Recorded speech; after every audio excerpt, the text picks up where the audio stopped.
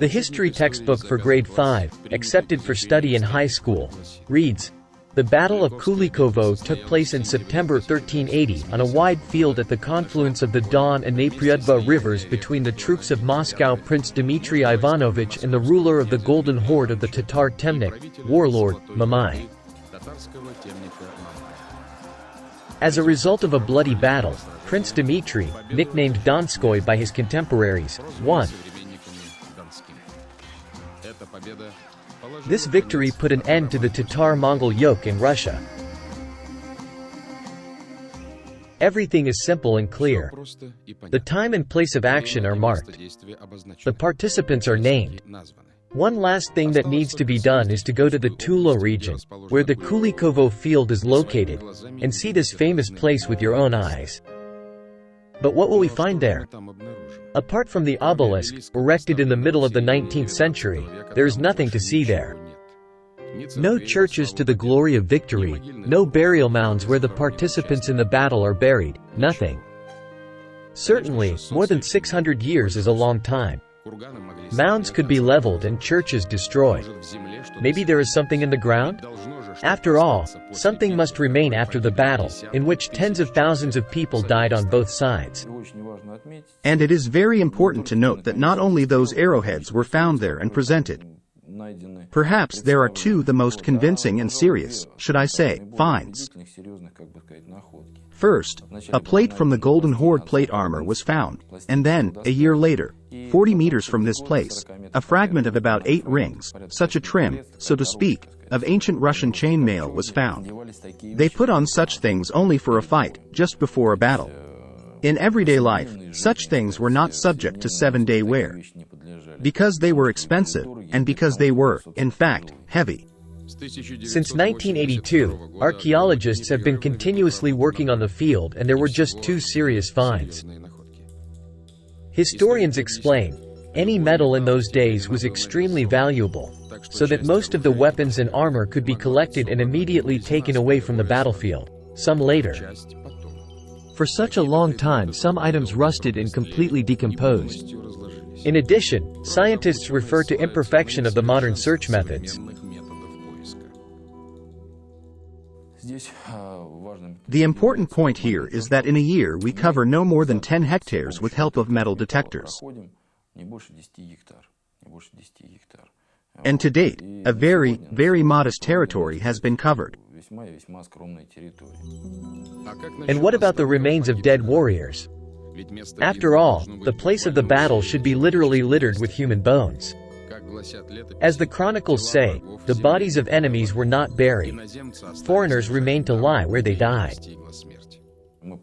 Our expedition, together with geophysicists, conducted geophysical research and found a very serious anomaly in all physical parameters, similar to a mass grave.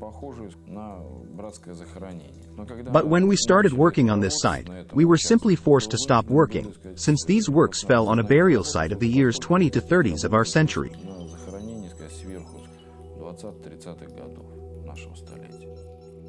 Summarize. At the site of the Great Battle, several items that were part of the warriors' equipment were found. Plus arrowheads that could have belonged to ordinary hunters.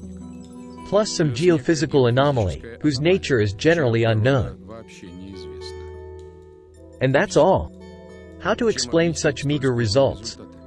There can be only 2 explanations. Either scientists searched badly, or they searched in a wrong place. It is difficult to agree with the first. With the second, it is even more difficult, since it is known from school where the battle took place.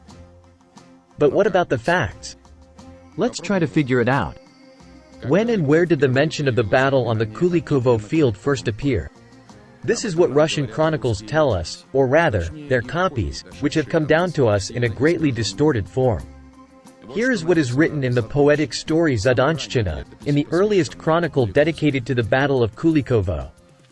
To be a knock and a great thunder on the river Nepryadva, between the rivers Don and Dnieper. The field Kulikovo shall be covered with human corpses. To bleed the Nepryadva river. It is curious that until the 19th century no one tried to look for the place of the battle. It was discovered in 1820 by a certain landowner Nechayev, who, having read the chronicles, compared names of the rivers and decided that it was right here that Russian soldiers fought with the Tatars. Needless to say that the Kulikovo field was located just on the territory of his estate. Academic science surprisingly quickly recognized Nechaev's sensational discovery. However, how reasonable is the assumption that it was right in these regions that the troops of Prince Dmitry Ivanovich and Khan Mamai met in a bloody slaughter? Let's go back to the original sources. Among the names mentioned in the annals, Don and Nepryadva are especially common. These two rivers merge south of Moscow in the Tula region. The upper reaches of the Don, the mouth of the Nepryadva and the Razdolnoy field. This geographical triangle hypnotizes historians who study the circumstances of the Battle of Kulikovo so much that they simply do not notice other references to the area. If we take a look today at the Kulikovo field near Tula, then we will not find almost anything of these names there. Obviously, the Don River flows there and there is a river called Nepryadva. An interesting question is when it got this name. Because on really old maps of the 17th century and in old texts of the 17th–18th centuries, we did not find an indication that the Nepryadva River was there. So, indeed, this river has been known since the time of Nechaev. In addition, big problems arise in identifying the Red Hill, which is repeatedly mentioned in the primary sources. Meanwhile, it is not at all a minor detail. It was on this hill that the headquarters of the Horde army was located. It was from here that Mamai, together with the three princes, led the actions of his warriors. In the vicinity of the Kulikovo field in the Tula region, historians managed to find one small hill. However, firstly, it obviously is rather small in size, and secondly, it would turn out to be a very poor place for the location of a military headquarters. To call this small elevation a hill would simply be against the rules of the Russian language, from which, by the way, it was impossible to observe the battle. Because if the battle took place at the confluence of today's Don and today's Nepryadva, then, being on the Red Hill on this elevation, you could not even see anything even with binoculars, not to mention the fact that there were no binoculars at that time. If the mountain will not come to Muhammad, Muhammad must go to the mountain. That is, if that elevation is too far from the intended place of the battle, then the place itself needs to be moved closer. This elegant solution looks quite logical and removes some contradictions, but immediately generates others. This is far enough from the confluence of the Don and Nepryadva. Meanwhile, in the chronicles it is directly stated and, in addition, for example, in the illustrated chronicle of Ivan the Terrible, it is clearly depicted that the battle took place exactly at the confluence of the Nepryadva River with the Don. The further we dig into geography and history, the more inconsistencies we will find. Today's Kulikovo field and its vicinity bear little resemblance to those places that were described in the Zadanshchina, the region beyond the Don River, and other documents that have come down to us. If we also take into account absence of serious material evidence, then a logical question arises. So, maybe the landowner Nechaev was mistaken and it was a wishful thinking on his part? Maybe representatives of traditional science hurried to recognize his discovery? But if not here, then where? Where to look for traces of the great battle? It would seem that in the annals there is one geographical reference, which should not raise any doubts. This is River Don. And it is quite logical to look for the Kulikovo field on the banks of this Russian river, in places where small tributaries flow into it. But it turns out that not everything is so simple here either. Indeed, in many Slavic languages, Don is not a proper name, but an outdated synonym for the word river. And this is clearly seen from the names of the largest rivers. This is the Don, the modern Don, quiet Don, a quiet river. This is the Dnieper, that is the easy Don. This is the Dniester, that is the streamy Don. This is the Danube, and so on and so forth. The root Don is everywhere here. Now the circle of search has expanded significantly. On the other hand, it is clear that the battle could not take place at a considerable distance from Moscow. According to the chronicles, the soldiers of Dmitry Donskoy left the Kremlin on August 9, 1380 and were on the road for no more than a month. On horseback and on foot, with full armament, they simply could not go far. Russian scientists Anatoly Fomenko and Gleb Nozovsky have developed a very unusual theory that offers a fresh look at many events in the world and national history. One of their major studies is dedicated to the Battle of Kulikovo. Studying old documents, they stumbled upon a curious mention in the so-called Arkhangelsk Chronicle, dated 1402.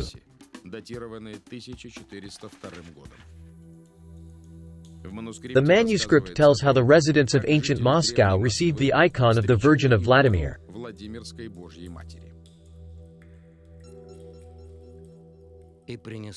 And having brought the icon and met Metropolitan Cyprian with many people on the field of Kulikovo. The very expression, field of Kulikovo, naturally, is very much in common with the Kulikovo field. It is, in general, just the same. And, sure, we couldn't help but pay attention to such a statement of the chronicler. We knew perfectly well that historians and archaeologists had big problems with the Kulikovo field near Tula. Well, that is, the place that now is considered the site of the Battle of Kulikovo. And, naturally, we were very interested in this testimony. Kulikovo field, more correctly, Kuligovo, means far field. Now we have such a name in Moscow too. This is Kulishki, at the place where Solyanka is now. Let us outline the circle of names associated with Kulishki in the center of Moscow. The Church of All Saints at Kulishki. Slavyanskaya Square. Solyanka, former Kulishki. The Nativity of the Virgin Mary Church at Kulishki. St. Peter and St. Paul's Church at Kulishki. The Three Holy Hierarchs Church at Kulishki. Former Kulish Gates. An impressive space that would fit 2 huge troops.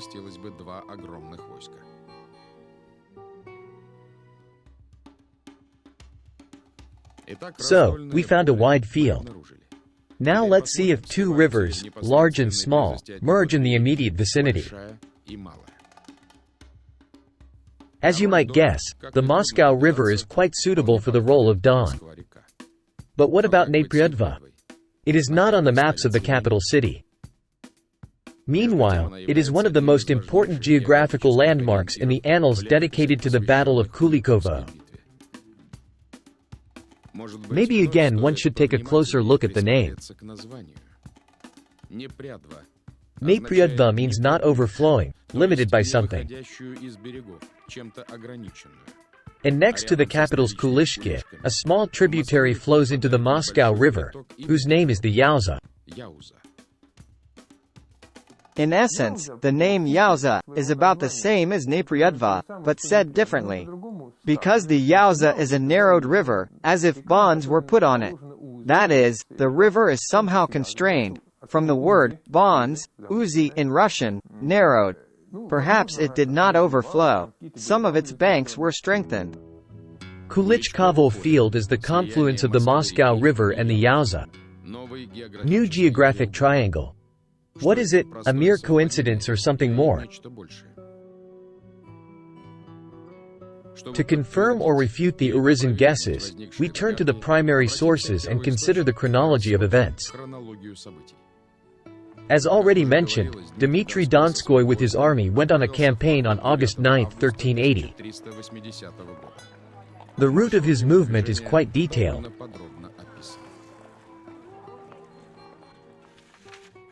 That was a terrifying spectacle. Shouted and yelled and cried all the people of Moscow. The great Prince Dmitry let his brother Vladimir go to Brashov Road, and he himself went to the Kotel. Let's take a look at the map. According to the accepted version, Dmitry Ivanovich leaves the Kremlin and moves his troops to Kolomna, which is 100 kilometers from Moscow. Moreover, Vladimir Andreevich, the cousin of the Grand Duke, goes along the so-called Brezhev Road. And for some reason Dmitry himself turns onto the southern Serpukov Road, which passes through the village of Kotly and along which the Grand Duke will never be able to get to Kolomna. Academic science interprets this misunderstanding as a chronicler's mistake. We know that Kolomenskoye is located in the south of Moscow. Then he went to Kotly. Lower Kotly is not far from Kolomenskoye. At this time, Mamai is at Kuzmin Gat, on the other side of the river. And this is Kuzminki. They are really on the other side of the river, and the relative location is exactly as indicated in the annals. And if you send the prince's troops not from the Kremlin to Kolomna, but in a completely different way, from the village of Kolomenskoye to the nowadays center of Moscow, to the place where, according to our assumptions, the Kulikovo field could be located, then there is no contradiction. The Grand Duke is moving along the Horde Road, also known as Kolomenskaya, where there is the Kotlovka River and now the Nizhny, Lower, Kotly railway station is located. And the regiments of Vladimir Andreevich are moving along the Borovsk Road. Now it is Borovskaya Highway. To get to Kulishki, Russian troops had to cross the Moscow River, either in the area where the Novodevichy convent is located these days, or a little further north. Let us turn again to the annals to see if there are any mentions of this. The manuscript says, really there was a crossing, and immediately after that, Dmitry arranged something like a military review. The next morning, the great prince ordered all the soldiers to go to the field to Dvicho. More than 150,000 soldiers joined the ranks, and Dmitry saw such a large militia with spiritual joy. And indeed, Devichye Pole, Maiden's Field, is located in Moscow. There is the Novodevichy convent. And earlier there was just a Devichy, Maiden, convent and a slightly different place, well, approximately in the same place. This means that the names of the streets still remain the same. Passage of the Devichy Pole. Then, there is the Brezhev Road, along which Vladimir Andreevich approached. It corresponds to the Borovskaya Road on the Moscow map. The time of a bloody battle is inevitably approaching. Russians and Mongol Tatars are closing in. They go towards their fate, death or glory. September 5, 1380, 3 days before beginning of the battle, Mamai with his army finds himself on Kuzmin Gat. We will not find such a name on the map of the Tula version of the Kulikovo field. However, it is too early to talk about another mistake of the chroniclers. Let's look at the map of Moscow first. No need to be a historian to suggest that, perhaps, Kuzmin Gat is the well-known metropolitan Kuzminki district. Here the Moskva River overflowed, forming a swamp. The troops of Grand Duke Dmitry and Mamai stood in close proximity to each other, but they were separated by impenetrable swamps. Therefore, the opponents were forced to continue moving north in search of a convenient place to fight. The last night before the battle. In these anxious hours, as the chronicles say, the Russian troops receive a good sign. A certain man, named Foma Hisheviev, was placed as a watchman by the Grand Duke on the Chura-Mihailov River. And God assured him and revealed to him to see a great vision in the night. 2 young men came. Their bright faces shone like the sun. In their hands they held sharp swords. The next morning, Foma told Dmitry about his insight, who regarded this as the appearance of the holy martyrs Boris and Gleb and began to pray for their help. And the morale of the Russian troops was even more strengthened. Today, not many Moscow old-timers know that the small river Chura flows not far from the Danilov monastery. It has become shallow, and you can see it only after passing through the old Tatar cemetery. Curiously, Mihailovo is mentioned in the annals. And next to Chura in Moscow there is a bunch of Mihailovsky streets. This circumstance is hardly a coincidence. Most likely, there used to be a village with a similar name. As for the generally recognized Kulikovo field and its surroundings, there is no Chura river flowing through Mihailovo there. Another argument in favor of the Moscow version. September 8, 1380. The date known today to every school student, the day of the Battle of Kulikovo. Russians and Mongol Tatars are separated by a wide field and either by the Nepryadva River, or by the Yauza. Mamai and his headquarters were located on Red Hill. As we could see, a small elevation, discovered in the Tula region, to put it mildly, is not a very good place for coordinating hostilities. In modern topography of Moscow, with its high-rise buildings and straight avenues, it is difficult to see hills and depressions, but 6 centuries ago, the current Taganskaya Square was the highest place in the center. Today, this hill has no name, but in ancient times it could well be called red, that is, beautiful, distinguished by its size. Like echoes of those times, geographical landmarks that have survived to this day. Red Hill Embankment, Red Hill Bridge, Krasnohomsky in Russian. Is it really again a pure coincidence, or such a number of coincidences already allows us to talk about patterns? There are other high hills not far from the Kremlin.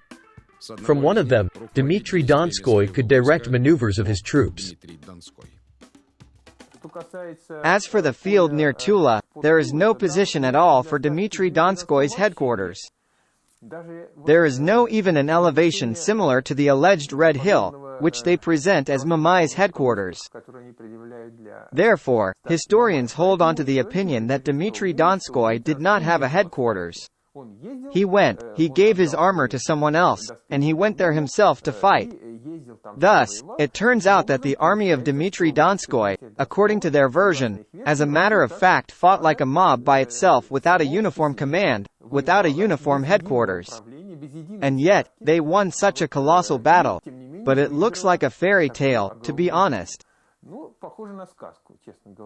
The battle opened with a single combat between 2 champions, Purisavet and Chelubey. A huge Tatar came out of the great Tatar regiment. Seeing him, the monk Alexander Perizovich rode out of the Russian regiment and said, "This man is looking for his equal. I want to meet him." And he mounted his horse and rushed at the Tatar. And they hit hard with spears, and broke the spears, and both fell from their horses to the ground dead, and their horses fell. And then the rest of the warriors joined in. According to the chroniclers, the battle lasts all day. By evening, both troops are suffering heavy losses. Exhausted, bleeding warriors already hardly hold swords in their hands, but still fight for life and death. It seemed that luck was turning away from the Russians. They have to retreat. A bit more and the Outlanders will be able to turn the tide of battle in their favor. But at this decisive moment, soldiers from the regiment of Prince Vladimir Andreevich appear on the Kulikovo field, who were hiding in ambush for several hours. They left the green oak forest, as skillful falcons struck the flocks of cranes. The wicked saw them and said, "We have been outwitted. The worst fought with us, but the valiant survived." Let's check if there is a suitable place for an ambush on the field, which today is considered Kulikovo. Gully Green Oak Forest. It is right there. The Green Oak Forest itself does not exist. During the time of Peter the Great, when he visited these places, during the construction of the flotilla, he saw those very oaks and ordered these oaks to be marked in order to be preserved for posterity. Oaks disappeared by the 19th century, but the gully, where this oak forest was, it has retained its name to this day. It is there. But, by all means, one has to try hiding there.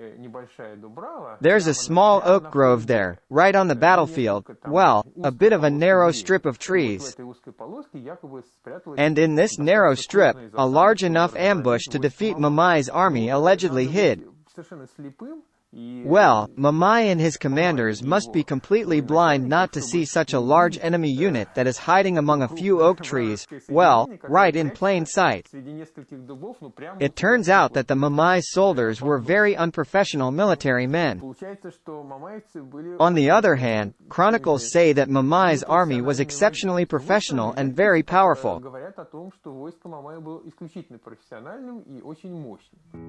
A monument to the event that decided the outcome of the Great Battle has been preserved in Moscow. The Church of St. Vladimir in the Gardens still stands at Kulishki. The name speaks for itself. And there is every reason to believe that the place for the construction of such a monument was not chosen by chance. The warriors of Mamai pressed the troops of Dmitry Donskoy and went forward, approximately to Slavyanskaya Square. And then, from the hill that descends from the Church of St. Vladimir, this is where the monastery of St. John is now, Vladimir Andreevich's ambush hit them in the rear. This hill descends to Kulishki with its southern slope. The southern slopes of the hills were always heavily overgrown, and subsequently gardens were planted there. Hence the name Old Garden, Starosatsky Lane. On such a large and densely overgrown hill, the soldiers of Vladimir Andreevich could be hiding. Moreover, they were at a height and rather far away. Namely, the very famous ambush that struck in the rear just as the Mamai soldiers advanced towards Red Square. And then they were smashed and pressed against the Yauza, against the Moscow River. There, many drowned and were driven on. Further, according to Nozovsky and Fomenko, the Mongol Tatars were defeated and pressed against the Yauza or the Moscow River. Trying to cross to the other side, many of them drowned. And those who survived, just fled from the battlefield. Thus, the great battle ended with the unconditional victory of the Russian army. In fact, old images portray the Kulikovo field as being surrounded by hills. Mamai sits on a hill, Vladimir Andreevich's ambush hid on another hill. Dmitry's headquarters is on one more hill. There are many of these hills around Kulishki. This is Tagonsky Hill, going up to the St. Vladimir's church. This is the hill on which Red Square is located. These are all hills descending to the confluence of the Yauza and the Moscow River. And at this confluence, such a low-lying area arises. In fact, that was the place of the battle. Sure, this is impressive that there is such an ideal correspondence between Moscow geographical names and Kulikovo, taken from the chronicles. And when we encountered this, we were also amazed at the degree of preservation of Moscow names that speak of the Battle of Kulikovo and those mentioned in the annals. 7 ancient churches today surround Moscow's Kulishki at the confluence of the Yauza with the Moscow River. The Church of All Saints at Kulishki, built in memory of the fallen on September 8, 1380. The Church of St. Cosmas and Damian, founded under Dmitry Donskoy.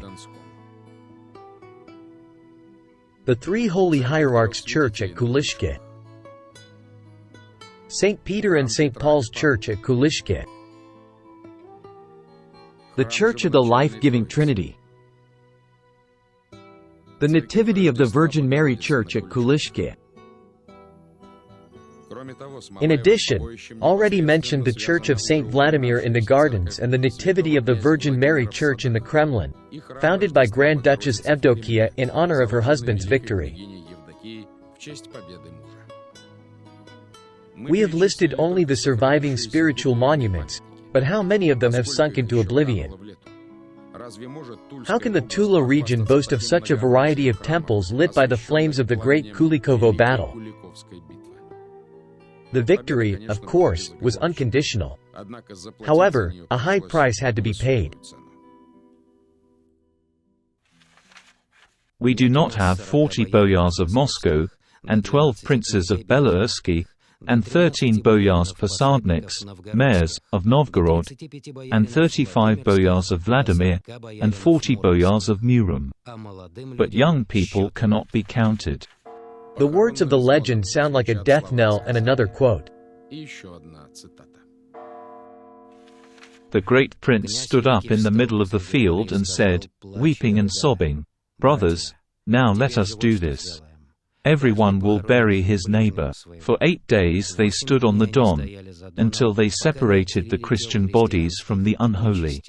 The bodies of Christians were buried in the ground, the unholy bodies were thrown to the beasts and birds to be torn to pieces. In total, 12 Russian princes, 483 boyars and tens of thousands of ordinary soldiers died in the Battle of Kulikovo. And we again come back to the question, where are the remains of the dead heroes buried, if they were not found in the Tula region? Since the battle took place on the Mariamas, the birth of the Virgin Mary, then, in theory, the Nativity of the Virgin Mary Temple should have been built at the burial site. A church with this name can be found today in Moscow on the territory of the Simonov Monastery, founded, by the way, in 1379, just on the eve of the Battle of Kulikovo. Moreover, information has been preserved that it is here that the graves of the Russian heroes Purosavet and Oslyobya are located. According to documents that have been known since the time of Karamzin, it is well known that Oslyobya and Purosavet were buried precisely on the territory of the Simonov Monastery. And initially on their grave there was a tombstone laid in the 14th century, on which some inscriptions were made. The history of this tombstone, as well as the burial as a whole, is very mysterious, foggy and interesting. Karamzin also noted that he was not familiar with the text on the tombstone of Oslyobya and Purosavet. In general, there are many tragic pages in the history of the Nativity of the Virgin Mary Church. This is an 18th century drawing. It clearly shows that the former appearance of the temple is significantly different from present day. The church was rebuilt in the 19th century. Probably, during the reconstruction, inscriptions and frescoes telling about the Mamai battle could have been destroyed if they were different from the official account. In 1870, a cast iron tombstone was installed on the graves of Purosavet and Oslyobya.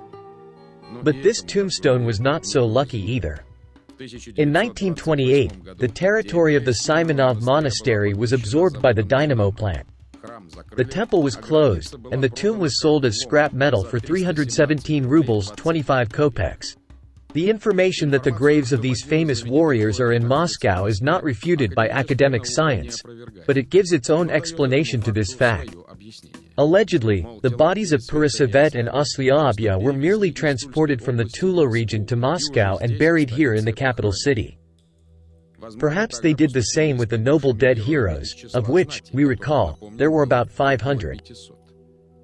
However, firstly, it is not clear how the bleeding Russian troops could carry out such a large-scale transportation. Secondly, the living buried the dead for 8 days and only then went to Moscow, 300 kilometers from the alleged battlefield. Really, the remains of the dead have not been buried for several weeks? Their bodies were poured with honey. Somehow, they were taken away. I would say they were making ridiculous manipulations. After all major battles, the burial is always on the battlefield.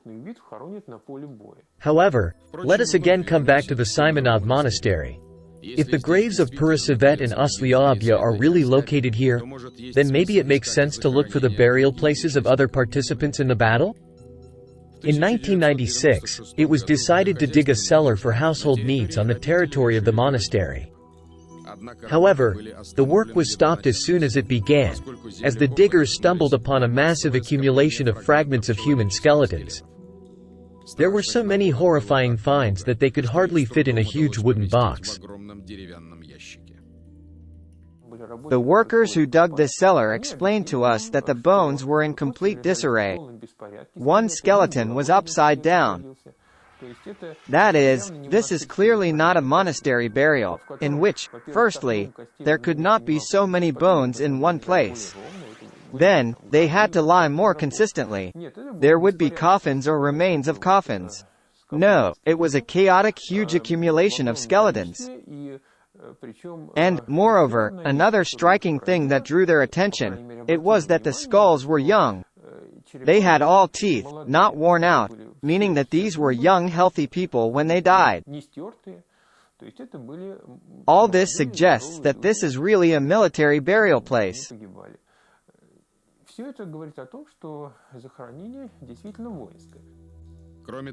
In addition, in the ground a few similar tombstones were found with the same unusual pattern. Now it is hard to recollect the total number, but we personally saw the remains of 5 or 6 tombstones, which are still kept on the territory of the Simonov Monastery. Of these, some are split, but some are quite well preserved. One such tombstone lies right in the center of the monastery. And what struck us was what we saw on them. At that time it was a completely new to us, interesting and previously unfamiliar symbol. This is a forked cross. In the 12th and 16th centuries, crosses in many ways were different from what we see today. The most typical were images of the Holy Cross in form of the modern letter T and in form of the letter gamma. Apparently, they simulated the old form of crucifixion. Then, in the era of the Romanovs, when a religious reform was carried out, customs, rituals, and religious symbols themselves were partly changed. These forms of crosses became a thing of the past.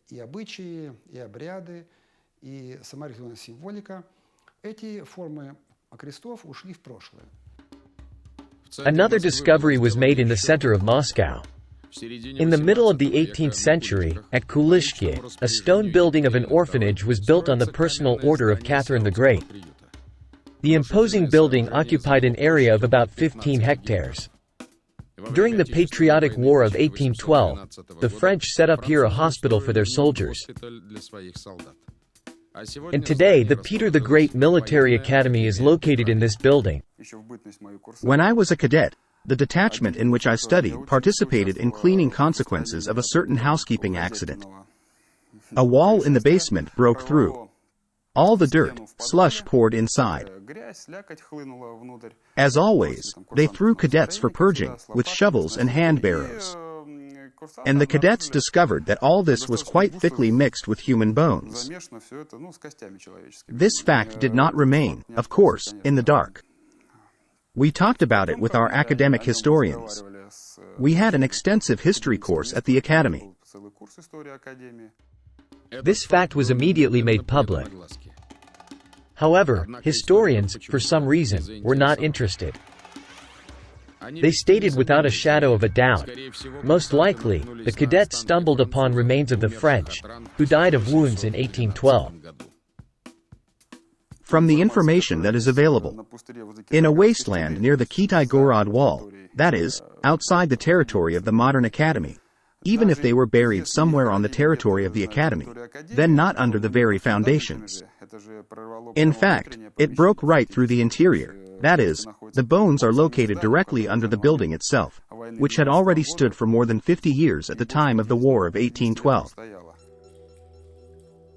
None of the representatives of academic science has bothered to check what kind of mass graves are located under the foundation of the former orphanage and on the territory of the Simonov Monastery.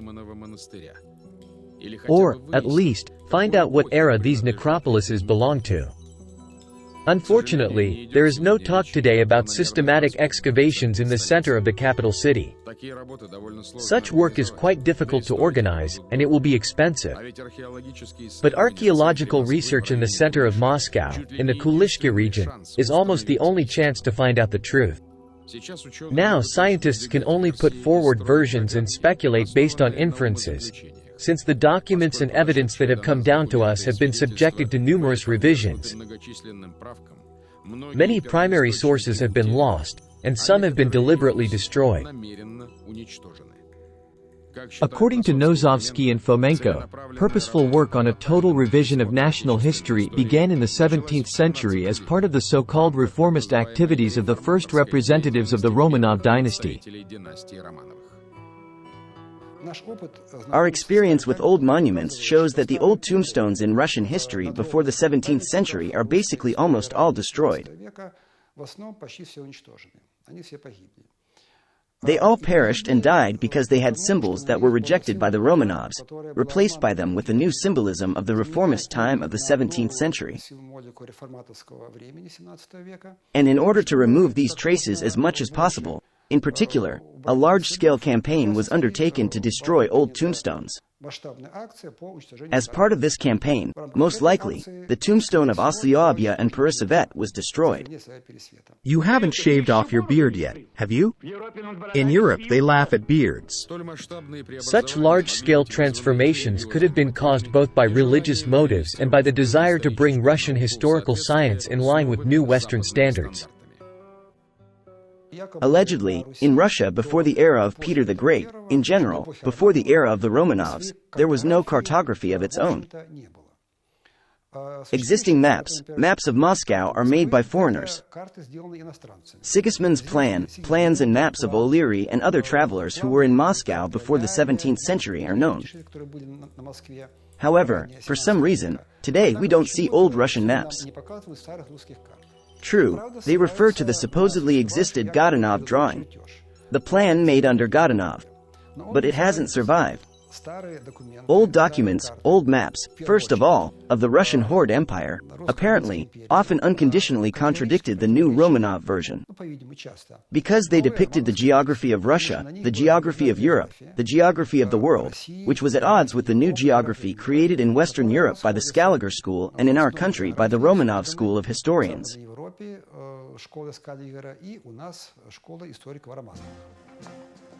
If a global historical cleansing was really carried out, then a natural question arises. It may be that not only information about the place of the Battle of Kulikovo and the burial places of fallen soldiers turned out to be distorted. Perhaps it is worth taking a closer look at other details of events hidden from us in the depths of centuries. It's possible that in this case we are in for unexpected results. The Yaroslavl Museum keeps an old icon dating back to the middle of the 17th century. A unique image of the Battle of Kulikovo. We do not know for how many centuries this image has lain in oblivion. According to the technology of icon painting, the image was covered with drying oil, which had properties of gradually darkening. Approximately after 100 years, an icon without restoration became completely black and a new one was painted on top of the disappeared image, which did not always coincide with the previous one.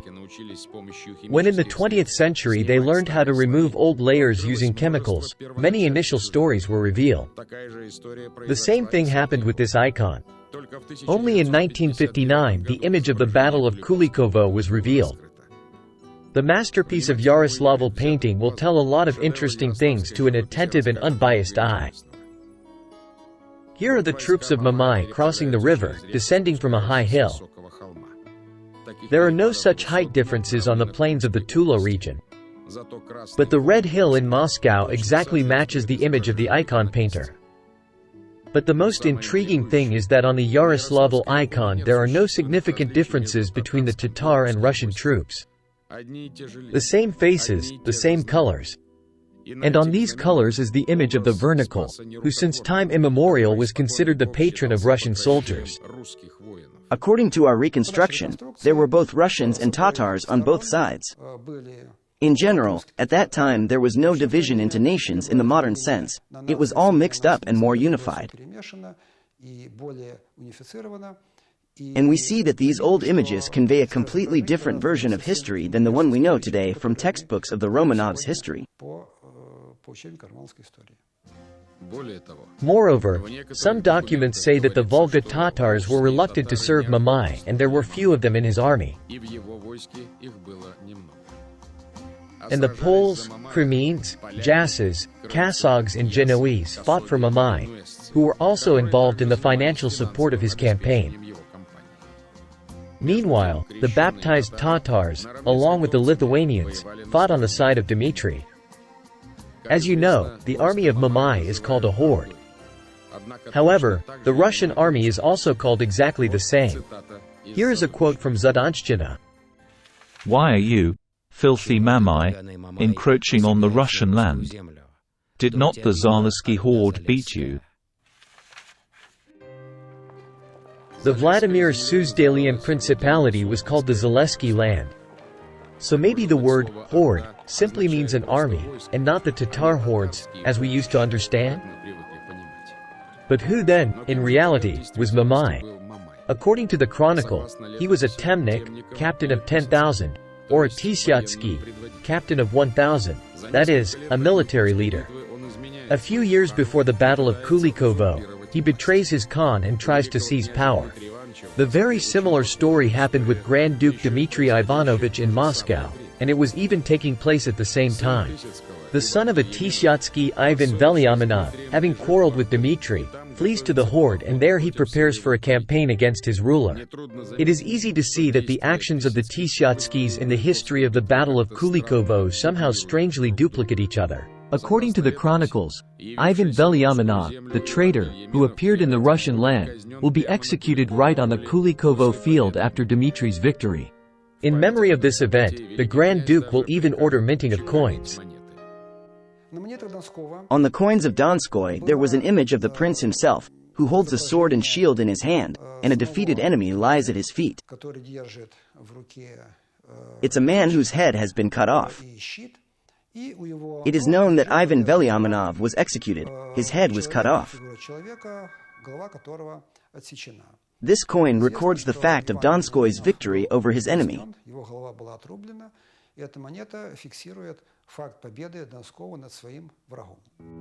Dmitry and his opponent with swords in their hands. A few minutes more and a bloody battle will begin. And on the reverse of the coin, a man with a shield. But do they hold a shield during an execution? It turns out that Tisyatsky Velyaminov died on the battlefield. According to the generally accepted version, after defeat, Mamai fled to the steppes and the same year faced a new enemy, Tatar-Mongol, the Khan of the Zayatsky horde. They met on the banks of the Kalka, where history repeated itself exactly. As on the Kulikovo field, poor Mamai was betrayed by his Lithuanian ally and was defeated. Considering that vowels were not used in the ancient chronicles, the names Kalka and Kulikovo are not just similar, but absolutely identical and consist of only 3 letters: K, L and K. In addition, coins have been preserved, on which Khan Tatar-Mongol is engraved on one face in Arabic, and on reverse in Russian, Grand Duke Dmitry Donskoy. Historians are trying to explain this by the fact that these coins were minted by Tatar-Mongol on one face and by Dmitry Donskoy on the other. In our opinion, this can be explained in a different way, namely, that several languages were used in Russia: Russian, Arabic, Tatar, and on the same coin the name of the same ruler could be minted on both, obverse and reverse, in 2 different languages. From our point of view, there is nothing surprising in this. Therefore, the presence of such coins is a fairly strong argument in favor of the fact that Dmitry Donskoy and Khan Tatar-Mongol is the same person. So maybe there were no 2 different battles that are similar like 2 peas in a pod? And there was just one on the Kulikovo field, where Prince Dmitry Donskoy, aka the Great Khan Tatar-Mongol, defeated troops of the traitor Ivan Velyaminov, also known as Mamai. But in this case, an even more unexpected question arises. Was there ever a Mongol-Tatar yoke? In light of new assumptions, it appears that there was not. But there was a huge Russian horde empire, which in the second half of the 14th century was divided into 3 parts. Golden Horde, White Horde or White Russia, and Little Russia, also known as the Blue Horde. The Golden Horde, another name for the Volga Kingdom, falls into a long and dangerous turmoil. In 21 years, 25 rulers are replaced. There is a fierce struggle for the throne, which in 1380 is resolved by a grandiose battle on the Kulikovo field. The history of the distant 14th century needs further research and, most importantly, search for new documents and material evidence unknown to science. They can confirm or refute the theories that exist today. However, once again, there are undeniable facts. The Battle of Kulikovo really took place. It took place in 1380, and Dmitry Donskoy won it. And, certainly, it is rightfully considered a symbol of courage, valor and honor of Russian soldiers. And one more interesting detail. In our time, in the center of Moscow on Krasnoholmskaya embankment, a cross has been erected, and its granite base has engraving. A monument to the holy noble Prince Dmitry Donskoy, the defender of the Russian land, will be erected at this place. In the summer of 1992, September 25th. Back then the sculptor could not know about the Moscow version of the battle. It was not yet formulated. But it so happened that the memorial cross is right in place where the legendary Kulikovo field could be located.